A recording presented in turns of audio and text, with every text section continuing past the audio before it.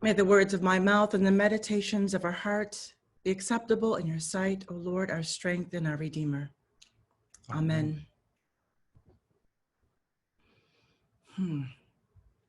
Let both grow together until the harvest. Well, I don't know about you, but this is about the last thing I want to hear from Jesus right now.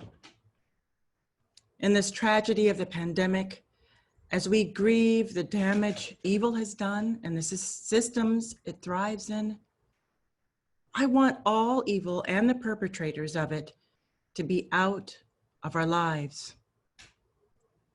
I don't want to hear Jesus telling me that evil and good will coexist in this world when we witness evil wreaking so much havoc on the lives of those who have been disenfranchised and are powerless in our society.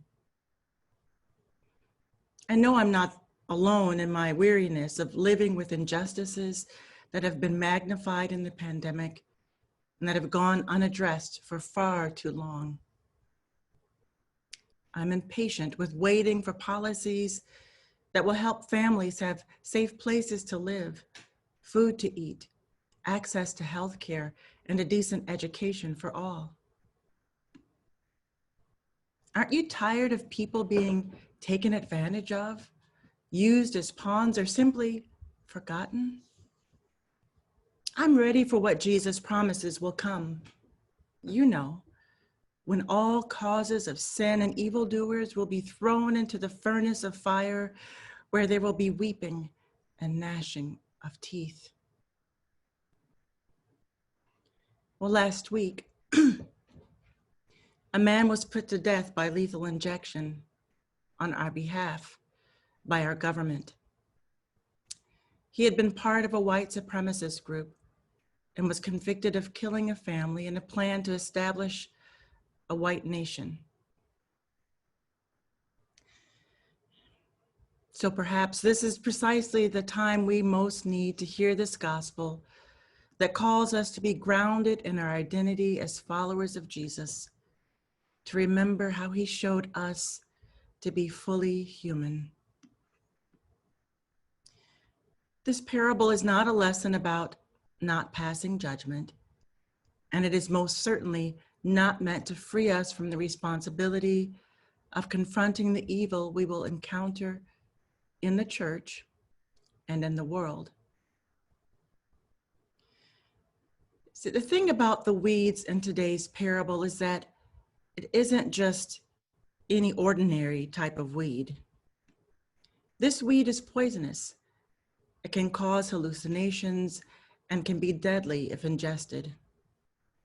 And it looks identical to wheat until it matures. And sometimes this weed is called false wheat. Now, when the more mature that wheat becomes, the more distinctive it is from the deadly weeds in our parable. When the seeds mature in the head of the wheat, it becomes heavy, while the heads of the false wheat are lightweight and stand upright. Thus, the false wheat is easily distinguishable from the wheat, but only after time. And in our gospel, it says, because while you are pulling the weeds, you may uproot the wheat with them. Let both grow together until the harvest. How many times in the history of humankind has evil run wild by the systematic decimation of the so-called other? On a political level, people have supposedly rooted out evil through ethnic cleansing, apartheid, redlining, segregation, voter suppression, putting children in cages, and building walls. And I'm confident that these secular actions were made possible by religious communities, cooperation, and silence, since these evil acts benefited individuals in those religious communities. I'm going to say that again. I'm confident that these secular actions to get rid of evil were made possible by religious communities' cooperation and silence, since these evil acts benefited individuals in those religious communities. The challenge of this gospel lies in the fact that it is hard to live a life of paradox. As much as the world is filled with good and evil, we too, individuals and the church, are filled with inconsistencies. It is easier to acknowledge our incongruous ways, and paradoxical nature than it is to address it. For many of us, the church is thought of as an oasis where we find refuge from the world's worries. Yes, and it is also the community in which we will be continuously challenged to love our enemies and stand against evil. This is the context in which we learn to speak the truth in love and learn to dream of and practice becoming beloved community. The church is a community in which we learn to love and practice radical hospitality. Hospitality and valuing community are defining attributes of our identity as followers of Jesus. And the only way to stay grounded in our identity is by engaging in spiritual practices that lead to a Jesus-centered life. We are called to a life of reflection and learning about who we are as followers of Jesus, individually and corporately. As such, this means we will make sure that we have exposure to and that we study the Bible. We are called to worship. We are called to prayer, and we are called to serve and give and reconcile. And the more we become secure in who we are as people of faith, the more we will have the ability to be open and welcoming to the world in a way that transforms the world rather than us being transformed by the evil we encounter. The more we make use of these tools to form and shape us, the easier it will be for us to be agents of God's radical hospitality and love. I have to tell you, I was so sad to hear about the death of John Lewis, this tireless statesman for justice and peace. What a blow to happen during this time. And like so many others who carried on the work of the civil rights movement, he was beaten and treated horribly. And he could have allowed his maltreatment to turn to hate, to turn him to be hateful. And he could have left behind his pacifism to protect his physical body. He could have given up on his dream of beloved community and settled for the dysfunctional social contract that has kept the United States in a state of exceptional delusion. Remember how the false wheat causes hallucinations? Well, John Lewis wrote, "Before we went to any protest, whether it was sit-ins or the freedom rides or any march, we prepared ourselves and we were disciplined. We were committed to the way of peace, the way of nonviolence, the way of love, the way of life as the way of living." And in these challenging times, there is no denying that more and more, you and I, are being challenged to address the evil of unjust systems in society and the ways that systemic evil benefits some while harming others.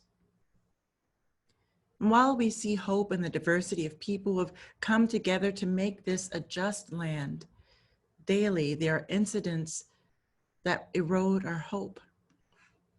And I know, Episcopalians don't like to talk like this, but denying it is to our detriment. The evil one is all too eager to sow evil in our hearts and minds to turn our anger, frustration, and sorrow into the unrighteous and unholy fruit of inaction, resignation, herd mentality, denial, and silence. And once again, I quote John Lewis when he said, "Do not get lost in a sea of despair. Be hopeful, be optimistic. Our struggle is not the struggle of a day, a week, a month, or a year. It is the struggle of a lifetime. Never, ever be afraid to make some noise and get in good trouble, necessary trouble." And without our faith, we wouldn't have been able to succeed. On many occasions before we'd go out on a sit-in, before we went out on freedom rides, before we marched from Selma to Montgomery, we would sing a song or say a prayer. Without our faith, without the spirit and spiritual bearings and underpinning, we would never have been so successful.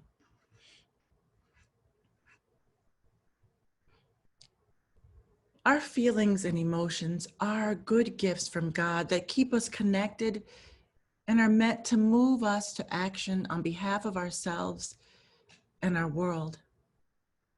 Steeping our emotions and feelings in our spiritual practices is how we develop the heart of Christ.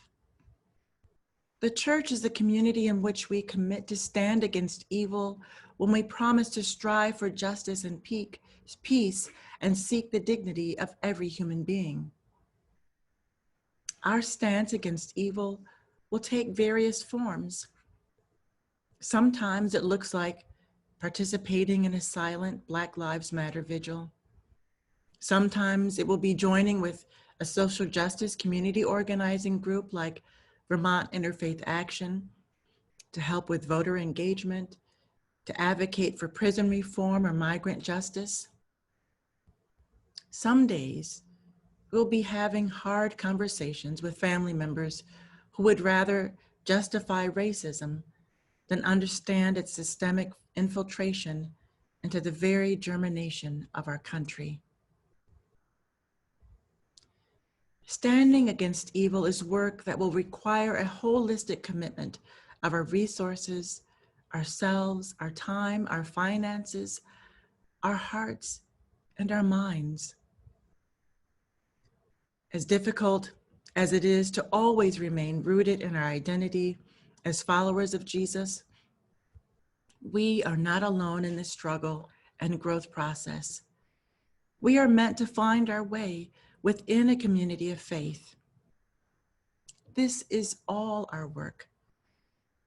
Like liturgy, the work of the people, and we have promised to do it together and with God's help.